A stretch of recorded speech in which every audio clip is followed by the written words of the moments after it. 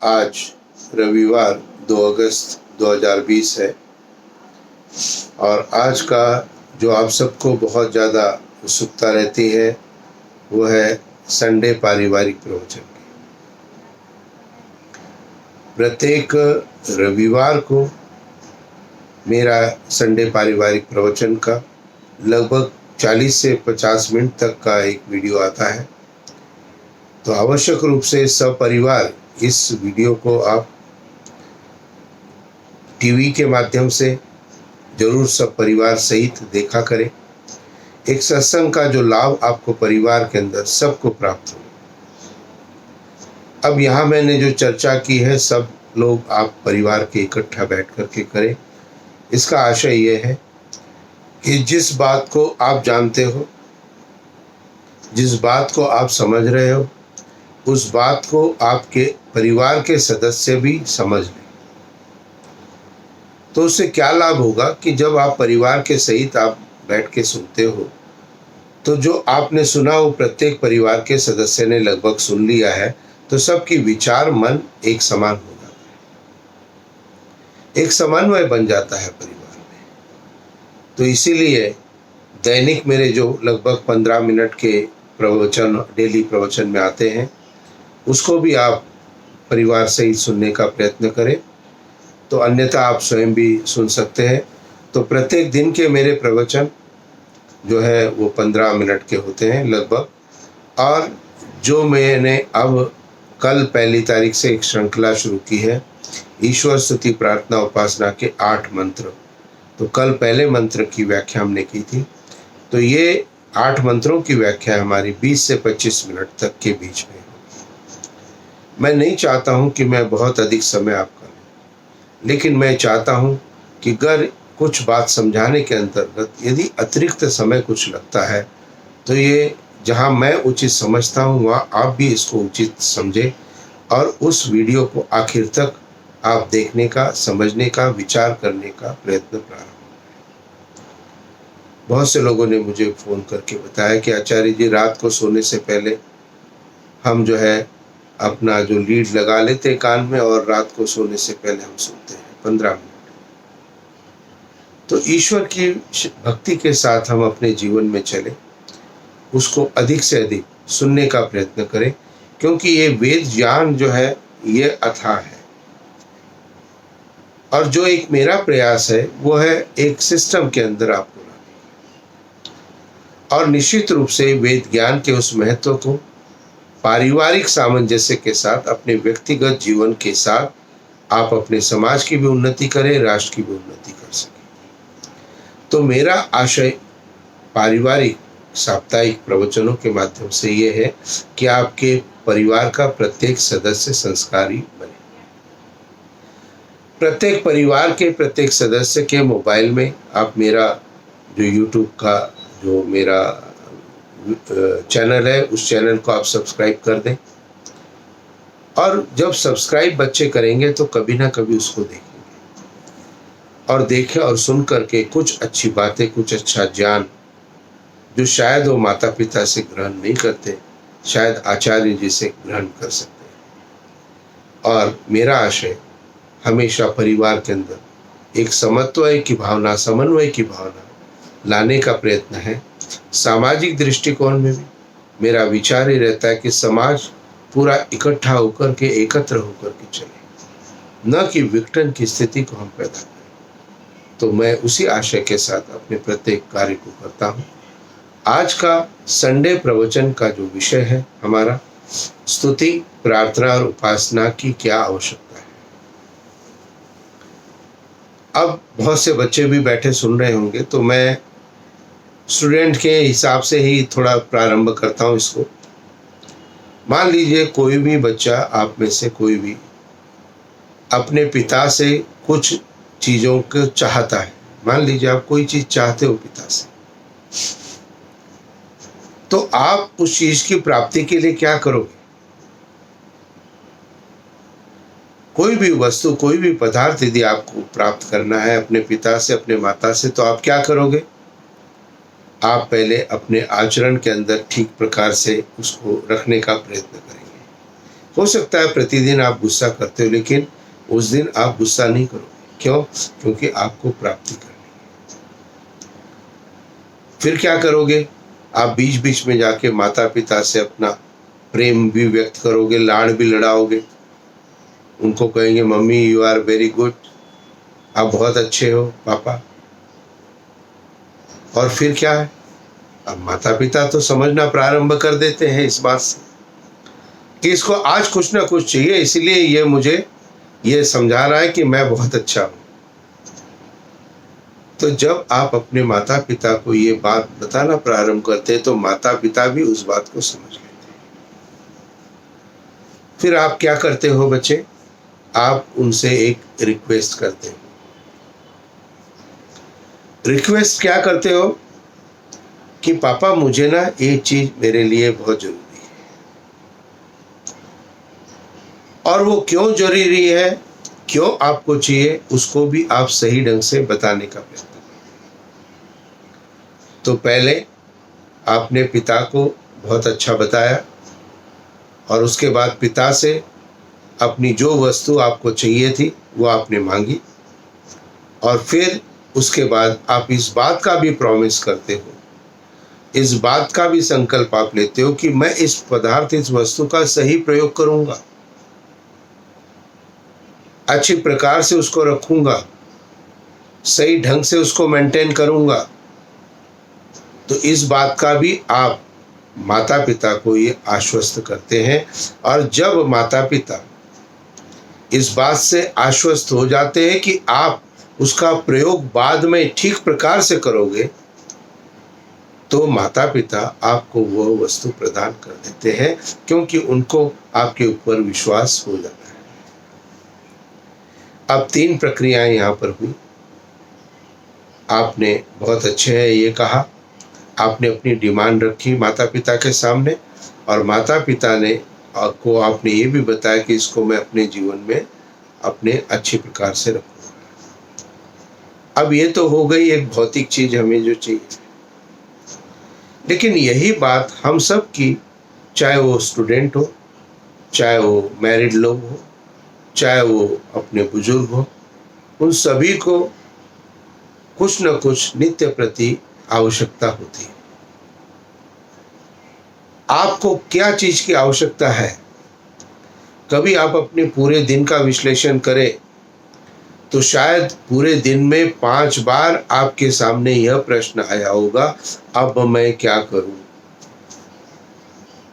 आपको रास्ता नहीं दिखाई देगा, आप उलझन में थे, तो आप मैं क्या करूं आप विचार कर रहे हो उस शक्ति से, परमात्मा से। तो इसलिए यदि आपको वह ईश्वरीय आनंद आपको अपने जीवन में प्राप्त करना है, उस ईश्वर की अनुभूति को जो आपको प्रत्येक दुख और कष्ट से पार कराएगी, आपके जीवन में प्रत्येक घटना उसी प्रकार घटित होना प्रारंभ होगी जो आपके लिए सकारात्मक होनी प्रारंभ होगी। और इसके विपरीत यदि प्रभु को ध्यान नहीं किया, परमात्मा को दैनिक प्रक्रिया में स्मरण नहीं किया, तो दुख और कष्ट का अनुभव हर पल हम अनुभव करते हैं, कर रहे हैं और करते रहेंगे। तो इसलिए ईश्वर से जुड़ने के लिए ईश्वर की स्तुति, प्रार्थना और उपासना, इन तीनों बातों को आवश्यक बताया गया है। स्तुति यानी कि ईश्वर का गुणगान करना, जहां पर बेटा अपने पिता का गुणगान कर रहा था, उसी प्रकार से हमें भी परमात्मा का गुणगान नित्य प्रति करना चाहिए। ईश्वर की स्तुति, परमात्मा की स्तुति नित्य प्रति हम करना प्रारंभ करें। यानी ईश्वर का गुणगान करें, धन्यवाद करें। अब आप कहेंगे आचार्य जी स्तुति हम कैसे करेंगे, हम तो रोजाना पाठ तो करते हैं। देखिए, पाठ करते हो आप 5, 10, 15, 20 मिनट के लिए। उसके बाद क्या होता है, मैं आपको एक प्रोसेस दे रहा हूं, एक गाइडलाइन दे रहा हूं कि आप हर समय ईश्वर की स्तुति को प्रारंभ करो।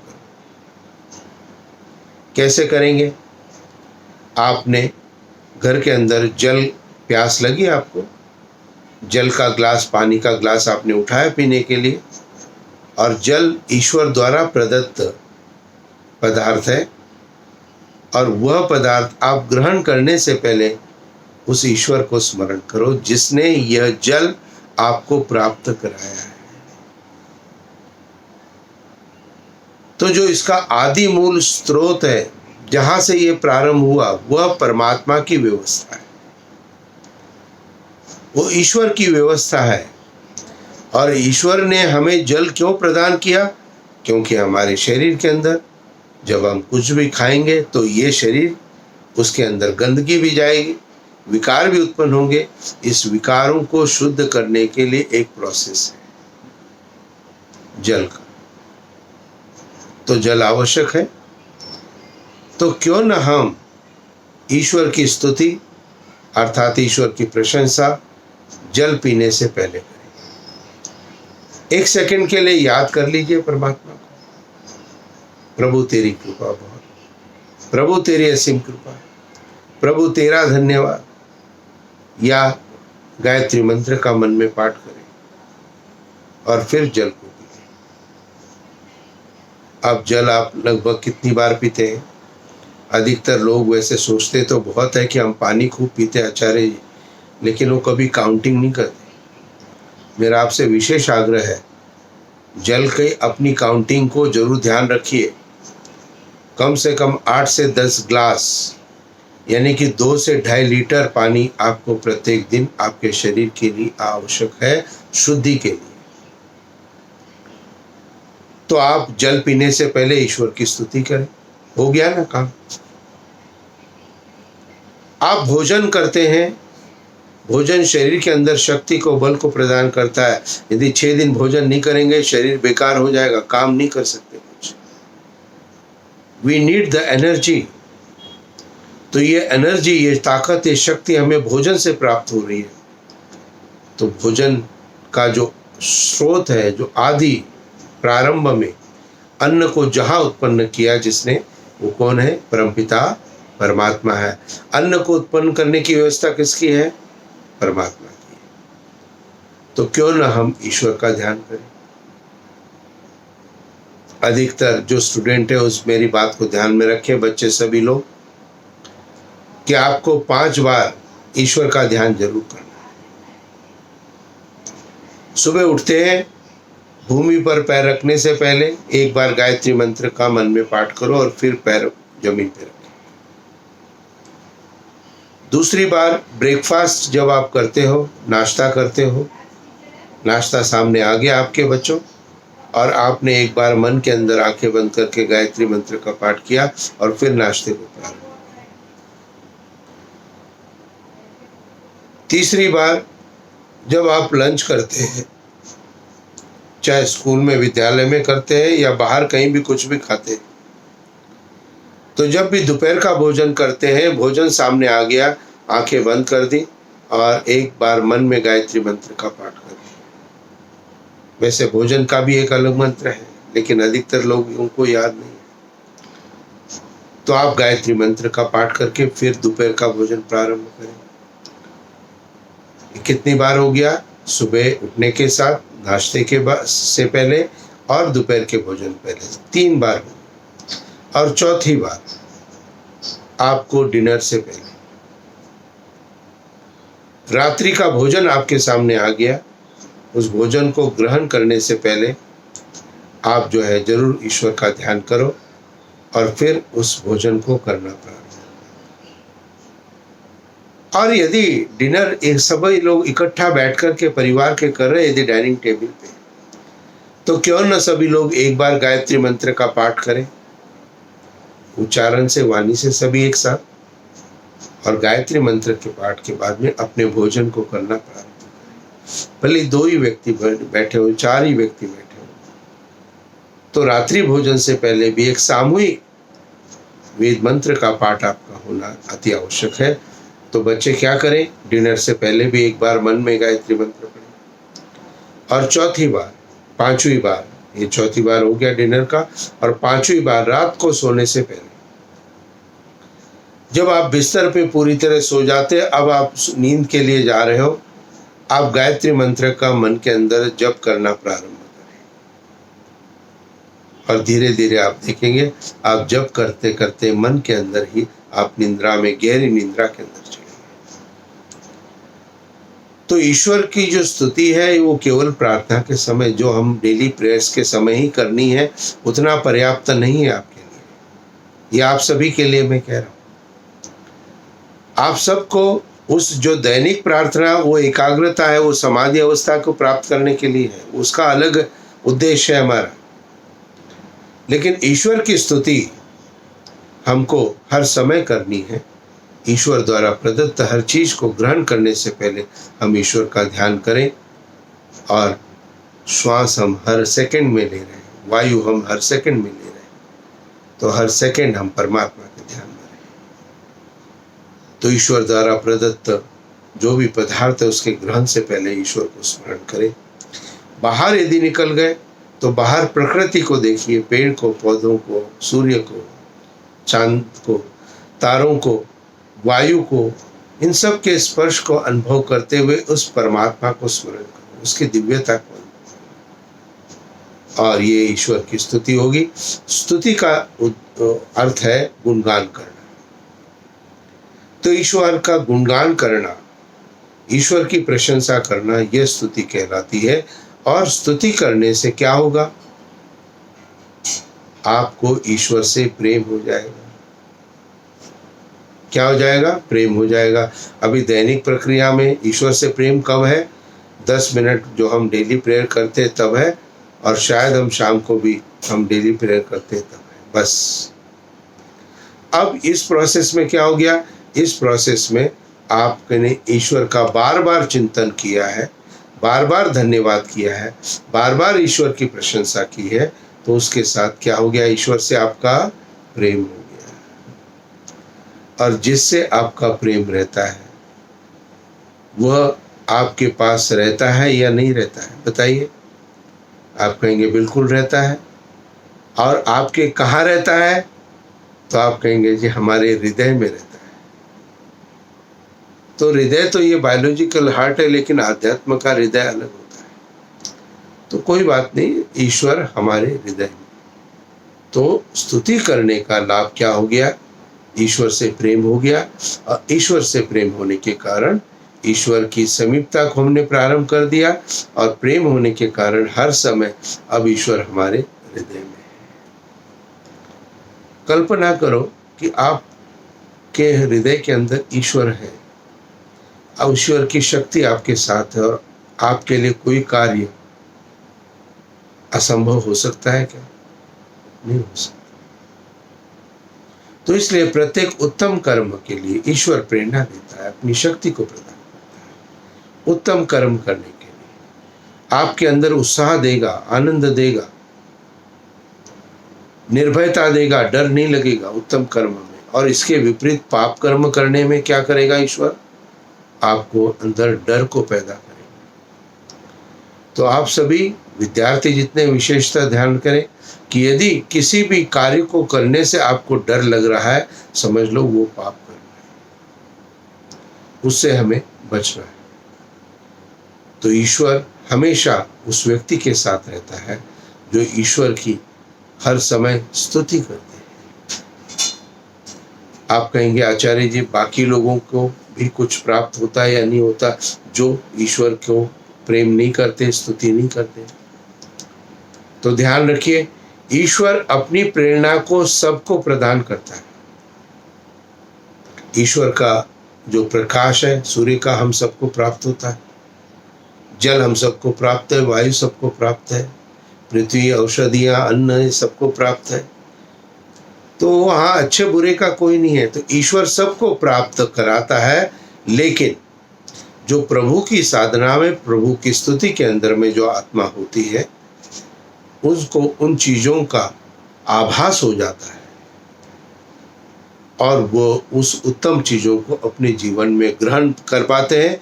जबकि स्तुति न करने वाला व्यक्ति उन चीज़ों को उसको प्राप्त तो हो रही है, लेकिन उसका आभास, उसका इम्पैक्ट उसके अंदर नहीं पड़ रहा है और इसीलिए उस अच्छाई को वो अपने जीवन में प्राप्त नहीं कर पाता और बुराई के अंदर लगा रहता है। तो ईश्वर की स्तुति करना प्रारंभ करो, हर समय हर पल उस प्रभु के आनंद में रहना प्रारंभ करो। और इसके लिए सरलतम है सीधा direct to be in touch with the god, परमात्मा के साथ। तो ईश्वर के साथ में हम निश्चित रूप से उस परमपिता परमात्मा की सानिध्यता को, उस ईश्वर की सानिध्यता को हम स्तुति के माध्यम से प्राप्त करें। तो स्तुति क्या है ये मैंने आपको बता दिया, स्तुति का कैसे करनी है ये मैंने बता दिया आपको, और स्तुति का क्या लाभ होगा ये भी मैंने आपको बता दिया। स्तुति का लाभ है ईश्वर से हमें प्रेम हो जाएगा और ईश्वर से प्रेम होने के कारण हर समय हमारे हृदय में परमात्मा का स्थान रहेगा। अब यहाँ पर स्तुति के बाद में आती है प्रार्थना। प्रार्थना प्रत्येक को करनी आवश्यक होती है। बहुत से लोग कहते हैं आचार्य जी हमें क्या मांगना है ईश्वर से, हमारे पास दिया हुआ सब कुछ है। लेकिन सब कुछ यदि आपके पास होता तो आपका जीवन ही समाप्त हो गया होता, पूर्णता हो गई होती। पका हुआ फल खरबूजे का, ककड़ी का अपनी लता से, बेल से स्वतः कब टूटता है, जब पक जाता है। इसका अर्थ है कुछ ना कुछ तो छूट रहा है। और वो क्या छूट रहा है? वो चाहे हो सकता है पारिवारिक समन्वय छूट रहा हो, चाहे सामाजिक कार्य हमारे सही ढंग के नहीं चल रहे हो, चाहे हमारा अपना व्यक्तिगत स्वाध्याय नहीं हो रहा हो, चाहे हम ईश्वर की साधना हमने अभी प्रारंभ नहीं की है। तो निश्चित रूप से प्रार्थना तो बनती है और प्रार्थना तो करनी है। और प्रार्थना करनी क्यों है? इसलिए करनी है क्योंकि जब मैं किसी चीज़ के लिए प्रार्थना करता हूँ तो मैं उसके लिए प्रयत्न भी करता हूँ। अब कोई विद्यार्थी आप में से कोई है, यदि चाहता है मेरे 90% प्रभु आ जाए, ये मेरी प्रार्थना है। अब आप वर्ष भर तक प्रार्थना ही करते रहो, पढ़ाई नहीं करो, आपकी प्रार्थना सफल होगी क्या? नहीं। चूंकि 90% की प्रार्थना आपने की है,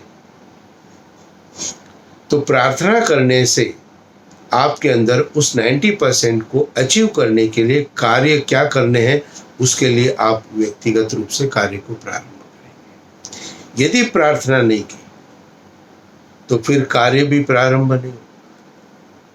मुझे ईश्वर की समीपता को प्राप्त करना है, तो अब उसके लिए क्या क्या करना है मैं विचार करना प्रारंभ करूंगा। घर के अंदर शांति चाहिए, शांति के लिए मुझे क्या क्या करना है ये मैं करना प्रारंभ करूंगा। मेरा कोई भी बच्चा कोई भी सही ढंग से नहीं चल रहा है, इसके लिए मुझे क्या क्या करना है ये मैं विचार करना प्रारंभ करूंगा। तो प्रार्थना एक जीवन का अंग है, आवश्यक अंग है। और प्रार्थना आवश्यक रूप से आपको नित्य प्रति परमात्मा से आवश्यक रूप से करनी है। और प्रार्थना में हमें मांगना है। और प्रार्थना का करनी क्या है, किसकी प्रार्थना करनी है, क्या मांगना है ईश्वर से। बहुत से लोग स्वास्थ्य की कामना करते हैं, बहुत से लोग धन की कामना करते हैं। विद्यार्थी स्कूल पढ़ाई में आगे आए, हम इसकी प्रार्थना करते हैं। लेकिन वेदादि शास्त्रों में निश्चित रूप से यह अनेकों मंत्रों के माध्यम से बताया गया है कि सर्वश्रेष्ठ यदि प्रार्थना करनी हो आपको, तो आप अपनी उत्तम बुद्धि के लिए प्रार्थना करो। किसके लिए? बुद्धि के लिए। उत्तम मन के लिए प्रार्थना करो,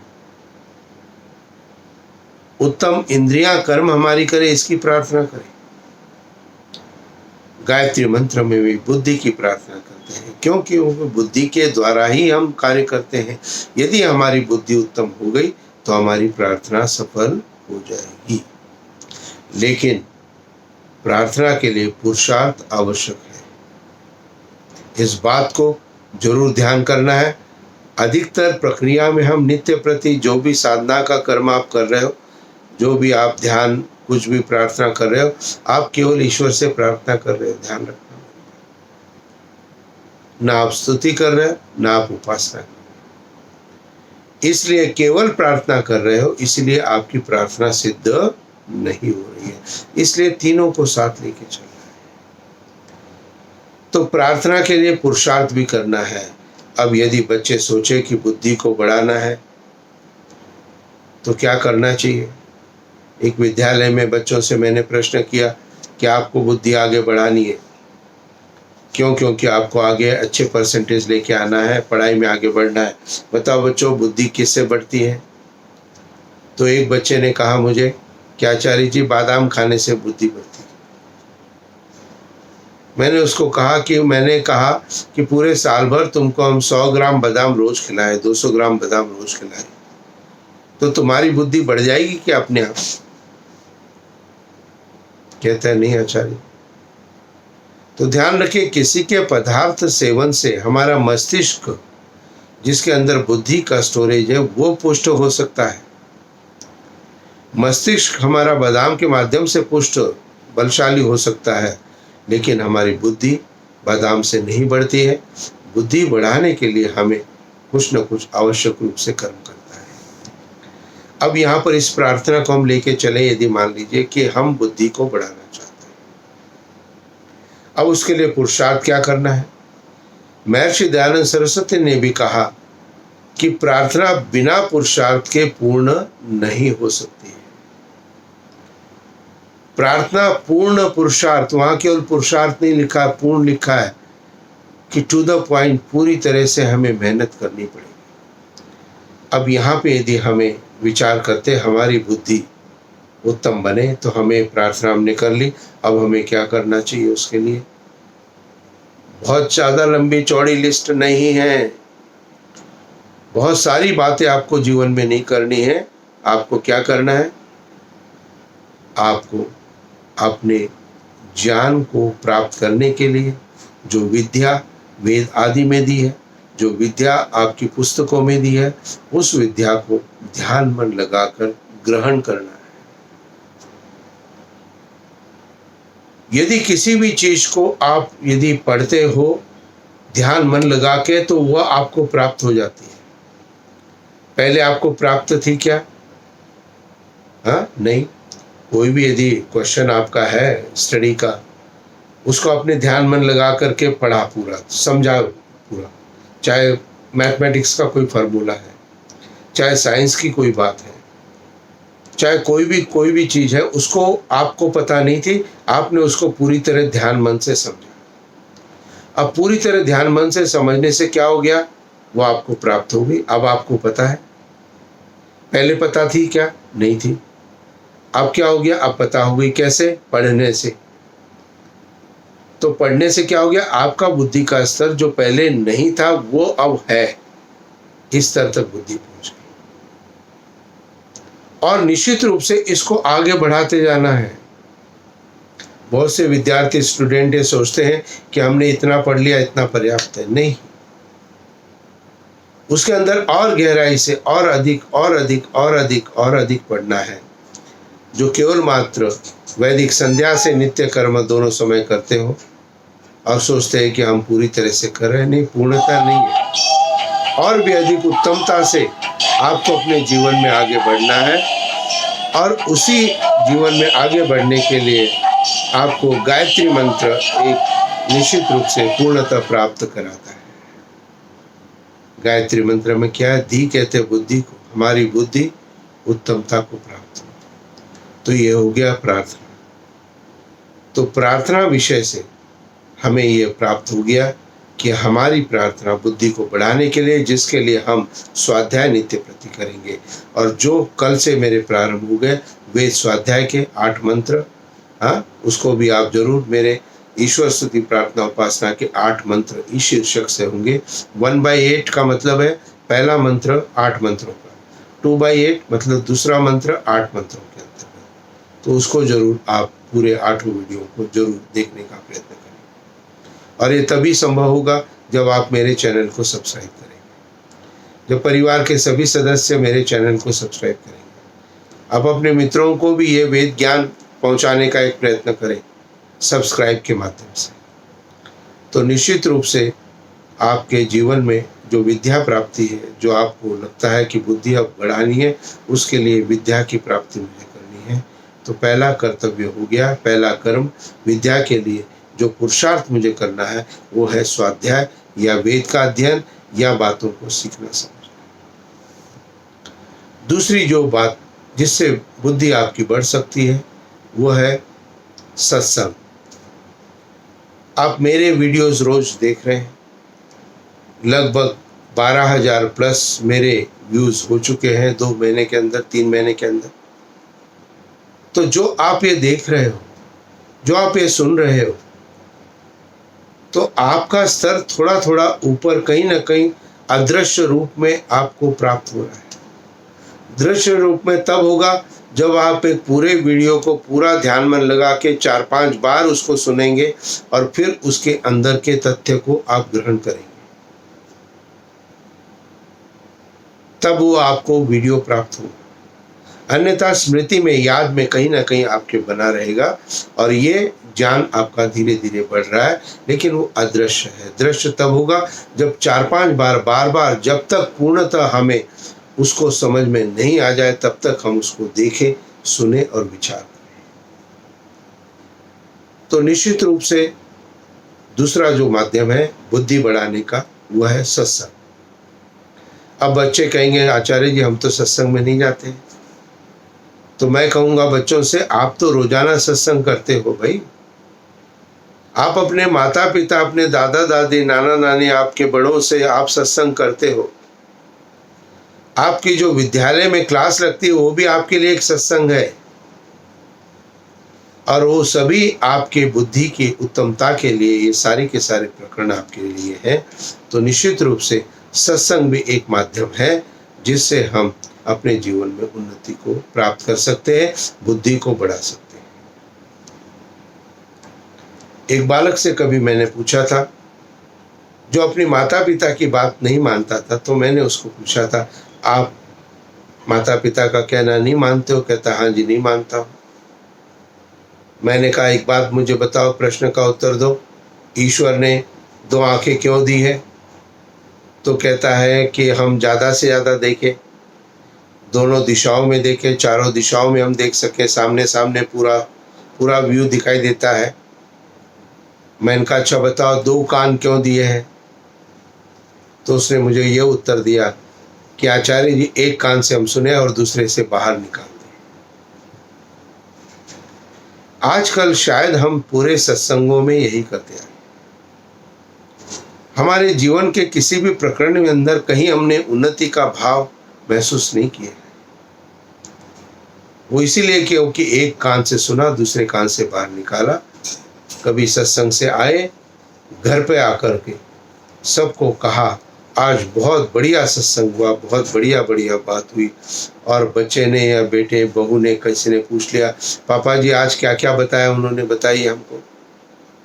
अब पापा जी तो सोच में पड़ गए, विचार में पड़ गए। इसलिए निश्चित रूप से जो भी सत्संग आप प्राप्त करते हो उसको घर तक जब आप पहुंचते हो उसके ऊपर मनन करना है। तो निश्चित रूप से जो कुछ पढ़ा उसके ऊपर मनन करना और मनन किए ऊपर ध्यान करना, और ध्यान करने को साक्षात करना, उससे बुद्धि उत्तम प्राप्त होती है। तो निश्चित रूप से बुद्धि की प्राप्ति के लिए आप प्रयत्न नित्य प्रति करें, और स्वाध्याय सत्संग जो आपका नित्य दैनिक प्रेयर्स के अंदर आप सत्संग परमात्मा से कर रहे हैं, आप उस सत्संग में ईश्वर से कनेक्ट होने का प्रयत्न करें। तो यह प्रार्थना का फल है। प्रार्थना का फल क्या है? स्तुति का फल क्या था? स्तुति का फल था ईश्वर से प्रेम हो जाना। प्रार्थना का फल क्या है? प्रार्थना का फल है अभिमान का नष्ट हो जाना। जो अभिमानी व्यक्ति है ना, वो कभी झुकता नहीं है। झुकता कौन है? जो कभी कुछ प्रार्थना करता हो। सिर नीचे हो जाता है ना। हाँ, सिर नीचे का मतलब क्या है? अभिमान का नाश हो जाना। यदि हम प्रार्थना ईश्वर से बारंबार यदि करते रहे, यदि हम परिवार के लोगों से जो हमको चाहिए उसको प्रार्थना के स्वरूप में हम बोलना प्रारंभ करें, तो निश्चित रूप से उस प्रार्थना से क्या होगा? हमारे अंदर अभिमान नहीं आएगा। बच्चा स्टडी कर रहा है और वहां से आवाज दे रहा है, मम्मी एक गिलास पानी देना मुझे। अब यह ऑर्डर हो गया बच्चा, प्रार्थना नहीं। हर वाक्य को घर के अंदर हम प्रार्थना के रूप में बोलना प्रारंभ करें। घर के चारों व्यक्ति वही बातें बोल रहे हैं जो नित्य प्रति बोल रहे हैं, लेकिन पहले ऑर्डर के रूप में बोलते थे, अब प्रार्थना के स्वरूप में बोलेंगे। थोड़ा क्या करना है? वॉल्यूम स्लो करना है वॉइस का। और क्या करना है? और वॉल्यूम स्लो करने के साथ में आपको मधुर भाषा का प्रयोग करना है, मधुरता का। तो आज से आप अपने परिवार के अंदर में इस बात को करना प्रारंभ करें कि आज से परिवार के अंदर मुझे जो कुछ कहना है उसका वॉल्यूम लो होगा, और दूसरा उसको मधुर भाषा में मैं बताने का प्रयत्न करूंगा या करूंगी। विशेषतः विद्यार्थी ध्यान रखें, आपको इस बात की बहुत अधिक आवश्यकता है। आप अभी बच्चे हो, अभी आपकी निर्माण की प्रक्रिया चल रही है, और उस निर्माण की प्रक्रिया के अंतर्गत आपको बहुत आगे तक जाना है। तो इसलिए आपको प्रार्थना का फल निराभिमानता, आपके अंदर अहंकार नष्ट हो जाएगा, और जिसके अंदर अहंकार नष्ट है वो भिन्न भिन्न परिस्थितियों में भयंकर से भयंकर दुखों से भी वो कभी नहीं घबराता और वहां तटस्थ खड़ा रहता है, झुक जाता है उस परिस्थिति के अनुसार और फिर उठ के खड़ा हो जाता है। लेकिन अभिमानी व्यक्ति उस दुर्गम परिस्थिति के अंदर अपनी बात पर अडिग रहते हुए पूर्णतः समूल नष्ट हो जाता है, टूट जाता है। आपने देखा होगा कि एक वृक्ष जो अकड़ के खड़ा हुआ है और एक छोटा सा पौधा जो कि कोमल है, जो झुक जाता है वायु के वेग से। अब अत्यधिक वायु का यदि प्रकोप हो गया तो जो खड़ा हुआ तना हुआ वृक्ष है वो शायद टूट सकता है, लेकिन जो झुका हुआ पेड़ है वो झुक जाता है उस वायु के वेग से, और जब वायु वेग समाप्त हो जाता है तो फिर से अपने स्थान पर खड़ा हो जाता है। तो इसलिए अपने परिवार के अंदर प्रार्थना में प्रत्येक वाणी को करना प्रारंभ करें। चाहे आप घर के बुजुर्ग भी हो, आपको भी प्रार्थना सबको करनी है। चाहे आप छोटे हो चाहे बड़े हो, कोई भी सदस्य घर के अंदर है, वो दूसरे से जब भी बात करे इतने जोर से बोले जितनी उसकी वाणी दूसरे तक पहुंचे, बस। और फिर निश्चित रूप से यदि कभी भी क्रोध भी यदि करना हो तो केवल एक या दो वाक्यों का करें, जो कि मैं हमेशा आपको निर्देशित करता रहता हूँ। For the discipline, for the व्यवस्था बहुत ज़्यादा आवश्यक होता है कई बार क्रोध, तो उसके अंदर एक या दो वाक्यों का ही प्रयोग आपको करना है। तो स्तुति हो गई, प्रार्थना हो गई। अब तीसरी चीज है उपासना, यानी ईश्वर का ध्यान करना। तो परमात्मा की जो उपासना है, उपासन, उपासन, उपासना का अर्थ हो गया उपासना। उपासन समीप में बैठना, उप यानी पास में, आसन यानी बैठना। तो ईश्वर की समीपता में आपको बैठना है, परमात्मा के पास आपको बैठना है। कैसे बैठेंगे? पूर्णतः ध्यान, मन और आसन को सिद्ध करके। तो उपासना कैसे होगी? उपासना होगी जब हम आसन को सिद्ध करेंगे और अपने मन के अंदर केवल ईश्वर का चिंतन करना प्रारंभ करेंगे, और फिर धीरे धीरे अपने सभी विचारों को जो मन के अंदर आ रहे हैं उन सभी विचारों को, सभी भागों को अलग करके केवल परमात्मा का जो विचार हमारे मन के अंदर होना प्रारंभ हो जाएगा। तो हमारा मन क्या है? निर्विषय हो जाएगा। और निर्विषय जो मन है वो किस अवस्था को प्राप्त होता है? वो समाधि अवस्था को प्राप्त होता है, और समाधि अवस्था ही ईश्वर की उपासना है। अब ईश्वर की समीपता आपको प्राप्त हुई या नहीं हुई? कभी कभी मैं यदि प्रश्न पूछूं तो आप कहेंगे नहीं आचार्य जी अभी तक तो नहीं हुआ है, लेकिन थोड़ा विचार करें। किसी दिन आप दैनिक प्रार्थना अपने घर के अंदर कर रहे हो और उस दिन आपको लगा प्रार्थना के बाद में आज बड़ा आनंद आया, समझ लीजिए उस दिन आप अपनी घर के अंदर दैनिक प्रार्थना में परमात्मा के साथ जुड़ गए। कोई प्रवचन आपने सुना और उस प्रवचन के साथ आपने कहा कि आज बड़ा आनंद आया, तो निश्चित रूप से उस प्रवचन के माध्यम से आपकी आत्मा कहीं न कहीं ईश्वर की समीपता को प्राप्त उस समय कर चुकी है। और यह समाधि अवस्था में शाश्वत रखनी है, संन्यास वृत्ति। हमेशा परमात्मा की समीपता हमारे साथ है, उसकी उपासना हमारे साथ है। तो उपासना का जो फल है वह है उपासना से, ईश्वर की उपासना से परमात्मा इसकी उसकी आत्मा में इतना अधिक बल प्रदान करता है कि ऐसा व्यक्ति भयंकर से भयंकर दुखों से भी नहीं घबराता है। तो स्तुति का फल था ईश्वर के प्रेम हो जाना, ईश्वर हमारे समीप में आ गए थे। प्रार्थना, हमने ईश्वर से प्रार्थना की, हमारे अभिमान का भी नाश हो गया।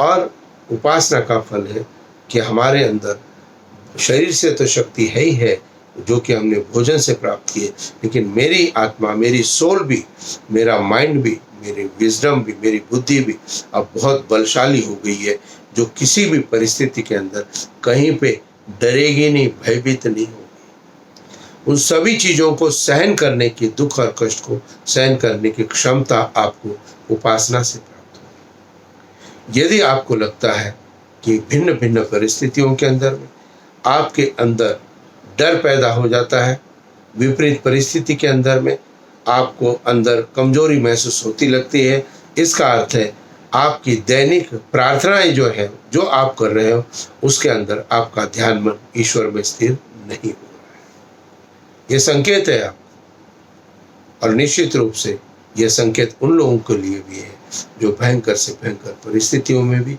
दुखों से नहीं घबराते हैं। तो स्तुति, प्रार्थना और उपासना, इन तीनों की आवश्यकता जीवन में है। क्यों? क्योंकि आपको इस जीवन के अंदर दुखों से भी दूर होना है। आपको कुछ चीज़ें आवश्यक भी है, और आपको उस आवश्यक चीज़ों को प्राप्त करने के लिए आप उसके लिए कोई साधन भी आपके पास में है। तो जहाँ साधन है, जहाँ प्रार्थना है, और जिसमें बल है और शक्ति भी प्राप्त हो गई, निश्चित रूप से ये आप में से चाहे जिसी भी एज ग्रुप के आप सुन रहे हो, आपके लिए तीनों चीज़ें आवश्यक है। इसलिए ईश्वर की स्तुति, प्रार्थना, उपासना निश्चित रूप से करना प्रारंभ करें। अब यहाँ पर आपको जो क्रम लेना है वो क्रम थोड़ा सा अलग लेना है। क्रम क्या लेना है? क्रम सबसे पहले ईश्वर का धन्यवाद करना प्रारंभ करो। Start with the praising the God. हर चीज़ जो मैंने इस वीडियो के पहले आपको बताई है उसको फिर से सुने। स्तुति में क्या करना है? Start with that. स्तुति से प्रारंभ करो, और स्तुति के बाद में अपने अंदर एकाग्रता को लाने का प्रयत्न करो। अपनी समस्त इंद्रियों को ऊपर नियंत्रण करना प्रारंभ करो। अपने सभी विचार जो गलत आ रहे हैं उसके ऊपर नियंत्रण करना प्रारंभ करो।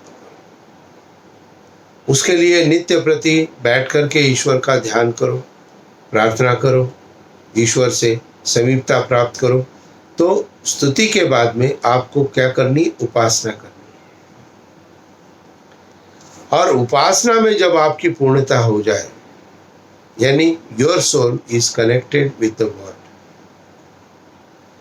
स्तुति से कनेक्ट करने का प्रयास था, ईश्वर हमारे पास तक आ गए थे क्योंकि हमें ईश्वर से प्रेम हो गया था। अब हमारे हृदय में ईश्वर है, लेकिन कनेक्ट नहीं है। कनेक्ट इसलिए नहीं है क्योंकि हमारा मन कुछ और विचार कर रहा है।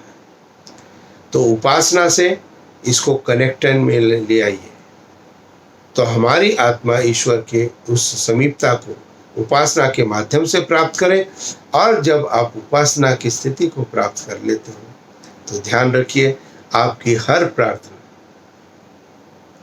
मेरे शब्दों पे ध्यान दें, आपकी हर प्रार्थना ईश्वर के लिए स्वीकार होगी, जो भी आप मन से सोचते हो। क्योंकि जो भी आप आत्मा से सोचते हो, जो भी आप विचार करते हो, क्योंकि आपका सर्वस्व उस उपासना के अंदर परमात्मा के साथ संलग्न हो गया है। आपकी आत्मा भी जुड़ गई, मन भी जुड़ गया, बुद्धि भी जुड़ गई, सभी चीजें, इंद्रियों पे नियंत्रण भी हो गया उपासना से। और जो उत्तम बालक कोई पिता के लिए लगता है कि ये मेरा बहुत अच्छा बालक है, उस बालक के लिए पिता अपना सर्वस्व देने का प्रयत्न करता है, उसके लिए क्वेश्चन नहीं करता है। लेकिन यदि उसके अंदर उपासना नहीं है, यदि उसके अंदर शक्ति नहीं है अपनी, तो पिता जरूर उसको कहते हैं, जब भी वो डिमांड करता है कि बेटा अपनी ये गलतियां पहले सुधार लो, फिर मुझसे बात करना। तो निश्चित रूप से स्तुति, उपासना और फिर प्रार्थना, तो ये क्रम हमें अपने जीवन में अपनाना है। दैनिक प्रक्रिया के अंतर्गत हम प्रार्थना अंत में करते हैं। यज्ञ में भी अंत में प्रार्थना का विधान किया गया है, इसलिए प्रार्थना को अंतिम लक्ष्य में हमें रखना है। और जो हमारा आज से पहले, इस वीडियो को देखने से पहले जो केवल प्रार्थना ही लक्ष्य था, उसको मैं बिल्कुल पीछे ले आया। अब कहेंगे आचार्य जी अब समस्या हो गई, चाहिए तो आज और प्रार्थना तो बाद में है। कोई दिक्कत की बात नहीं। आपको यदि कोई चीज आज शाम तक चाहिए, तो आप उस शाम तक ईश्वर का ध्यान करो, ईश्वर से प्रेम करो, ईश्वर को जोड़ो अपने हृदय के साथ, और एकाग्र भाव से चित्त, मन, बुद्धि को परमात्मा में समर्पित करो। और फिर आप उसका फल शाम होते होते आपको दिखाई दे जाएगा। सुधे बहुधा एक बात मैं और कह के अपनी वाणी को विराम दूंगा। बहुधा लोग सोचते हैं आचार्य जी हम ये चीज चाहते हैं लेकिन वो प्राप्त नहीं होती है। अगले रविवार मैं इन चीजों के ऊपर आपका ध्यान बताऊंगा कि बहुधा हम बहुत सारी प्रार्थनाएं करते हैं, बहुत सारा हमारा है, उपासना भी हम कर रहे हैं, हमारा चिंतन भी चिंतन अच्छे, लेकिन हमें क्यों चीजें प्राप्त नहीं होती, क्यों हमारी इच्छाएं, मनोकामनाएं पूर्ण नहीं होती है, उसकी क्या साइंस है? ये साइंस मेरी अगली वीडियो जो कि 9 तारीख को 9 अगस्त को होगी, उस 9 अगस्त के वीडियो में आपको प्राप्त होगी। तो आप सभी के लिए ईश्वर से प्रार्थना करता हूँ, और इस प्रार्थना के साथ में कि आप सभी इस मेरे जो मैं एक प्रोजेक्ट लेके चल रहा हूँ टिल द डेथ, जितना भी मैं हो सकता है अपने वाणी का जो भी ज्ञान मुझे उन महापुरुषों से, महर्षि दयानंद सरस्वती से, उस वेद के माध्यम से, उस सत्यार प्रकाश के माध्यम से, उन सत्य शास्त्रों से जो भी कुछ मुझे प्राप्त है, जो भी मुझे मेरे अंदर है, उसको मैं पूर्णतः टिल द डेथ देने का एक प्रयत्न वीडियो के माध्यम से जरूर करूँगा।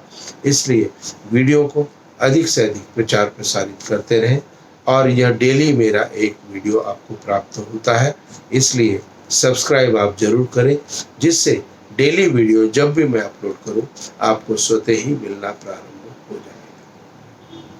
मेरी इच्छा आपसे व्यक्तिगत एक और है, वो है आप अपने परिवार को, आप अपने बच्चों को, आप अपने बहुओं को, बेटों को भी एक समत्व की भावना दे, प्रेम भाव दे, और उनको भी इस मुहिम के साथ जुड़ने का एक आप आशीर्वाद प्रदान करें, सौम्यता के साथ, विचार के साथ में। कठिनाइयाँ होंगी लेकिन कोई बात नहीं, आपको अपने प्रयत्न को छोड़ना नहीं। तो आपके बच्चे भी इस प्रयत्न के साथ जुड़े कि डेली 10-15 मिनट वो शुभ विचारों को सुन सके, अच्छी वाणी को सुन सके, वेद मंत्रों के अर्थों को जान सके। आप सभी के लिए ईश्वर से प्रार्थना करते हुए वाणी को विराम देता हूँ। इति ओम शांति शांति शांति। ओम शांति शांति शांति। आप सभी को सादर नमस्ते। आपका स्वास्थ्य उत्तम हो, आपके अंदर उन्नति हो, और परिवार के अंदर सुख शांति मंगलमय आपका जीवन हो, यही प्रार्थना मैं नित्य प्रति आप सबके लिए करता हूँ। कोविड से अधिक भयभीत नहीं होना है, बस संतुलन एक बनाना है, सावधानी जरूर एक अपने जीवन के अंदर जो भी बताई गई है उस सावधानी को साथ आप अपने जीवन में चले, और ईश्वर की आशीर्वाद, प्रभु का आशीर्वाद और मेरी शुभकामनाएं, मेरा शुभ आशीर्वाद हमेशा आप सबके साथ है। चाहे आप मुझे दिखाई दे रहे या नहीं दे रहे, लेकिन मेरी वाणी को यदि आप सुन रहे हैं तो मेरी आत्मा का निश्चित रूप से आपसे जुड़ी हुई है। आप सभी के लिए पुनः ईश्वर से प्रार्थना करता हूँ कि कोविड-19 से हमारे परिवार का कोई भी सदस्य प्रभावित न हो। अब तक जो हम प्रभु का आशीर्वाद हो, ये आगे तक भी हमारा प्रभु के उस आशीर्वाद को हम प्राप्त करते रहें। ओम शांति।